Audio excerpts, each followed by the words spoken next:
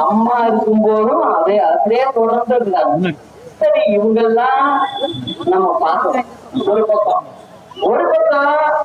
தமிழ்நாட்டு மக்கள், அது குறிப்பா ஏழை மக்கள், இவங்களை கைவிட்டுறக்கூடாது நம்ம அப்படிங்கிற முடிவுக்கு வந்துட்டா நான் அவசரமா இந்த பணியில இறங்கி இன்னைக்கு உங்க முன்னாடி வந்து நின்று இன்னைக்கு வாக்களிங்க அப்படின்னு சொல்லி நான் இப்ப கேட்க வந்திருக்கேன். நீங்கெல்லாம் யார் நல்லவங்க நல்லது செய்வாங்கன்றது உங்க மனசுக்கெல்லாம் புரியும். ஏன்னா நான் வந்து அம்மா வளப்புலே வளர்ந்த ஆளு, அதனால உங்களுக்கு எல்லாருக்குமே தெரியும். அதனால உங்ககிட்ட இந்த அமிர்தா பாலசாமி அவங்க வீட்லயும் வந்து எம்எல்ஏ ஆனவங்க இருந்தாங்க. அதனால அவங்கள இங்க வேட்பாளரா போட்டிருக்கோம். நீங்க எல்லாம் அவங்களுக்கு தான் சப்போர்ட்டா இருக்கணும். யாரு என்ன வந்து சொன்னாலும் நான் தான் ஏற்கனவே சொல்லிட்டேன், என்ன கொடுத்தாலும் வாங்கிங்க, அது அரசாங்க பணம் தான், வரி பணம் தான். அதனால தைரியமா வாங்கிக்கிங்க, வாங்க மட்டும் சரியா நீங்க பதிவு பண்ணணும் அப்படிங்கிற சொல்லிக்கிட்டு, இந்த பரமக்குடி நகராட்சியில பாதாள சாக்கடை வசதி இல்லாததுனால குடியிருப்புகள் மற்றும் வணிக வளாகங்களில் இருந்து வெளியேறும் கழிவு நீர் நேரடியாக வைகை ஆற்றில் கலப்பதால் சுற்றுச்சூழல் பாதிக்கப்படுகிறது. பாதாள சாக்கடை திட்டம் நிறைவேற்ற கோரிக்கையை தொடர்ந்து வச்சுக்கிட்டு இருக்காங்க. 5 ஆண்டு காலம் இந்த திமுக அரசு ஆட்சி பண்ணிச்சு.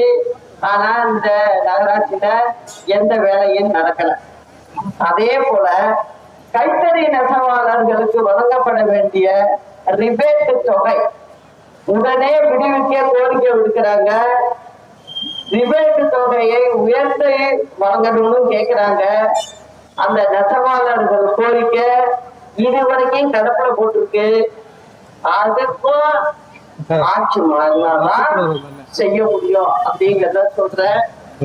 அடுத்தது எமனேஸ்வரம் பகுதியில் நவீன வசதிகளுடன் கூடிய அள்ளுக்கூடம் அமைத்து தர நெசவாளர்கள் கோரிக்கை வைக்கிறாங்க. மேலும் காக்காத்தோப்பு பகுதியில் அமைக்கப்பட்டுள்ள அள்ளுக்கூடம் அடிப்படை வசதி கூட இல்லாம இருக்கு அப்படின்னு சொல்றாங்க. அப்புறம் பரமக்குடியில் தற்காலிக நெல் கொள்முதல் நிலையங்கள் மட்டுமே செயல்படுகின்றன. நிரந்தர நெல் கொள்முதல் நிலையங்கள் அமைக்க விவசாயிகள் கோரிக்கை.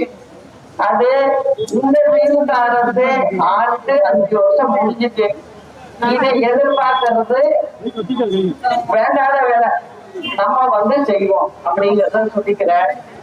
ராமநாதபுரம் மாவட்டத்தில் விளையக்கூடிய காரத்தன்மை உடைய குன்றும் மிளகாய்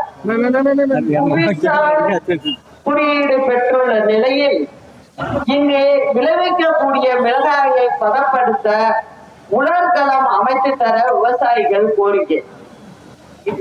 இது போல இந்த அரசாங்கம் இதெல்லாம் சின்ன சின்ன வேலைகள் தான்.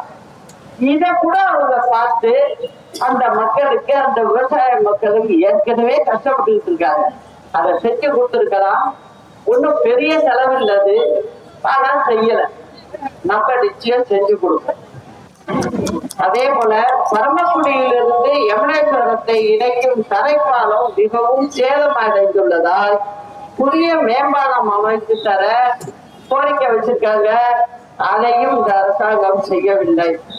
பரமக்குடி சட்டமன்ற தொகுதியில் அரசு பொறியியல் கல்லூரி அமைக்க வேண்டும் என கோரிக்கை இருக்கு, அதையும் செய்யல. இந்த கோரிக்கைகள் எல்லாமே நிச்சயமா நம்ம ஆட்சி வந்ததும் நிச்சயம் இதை செய்வோங்கிறத எல்லாருக்கும் சொல்லிக்கிறேன். அப்புறம் நம்ம தேர்தல் அறிக்கையில சில விஷயங்களை சொல்றேன்.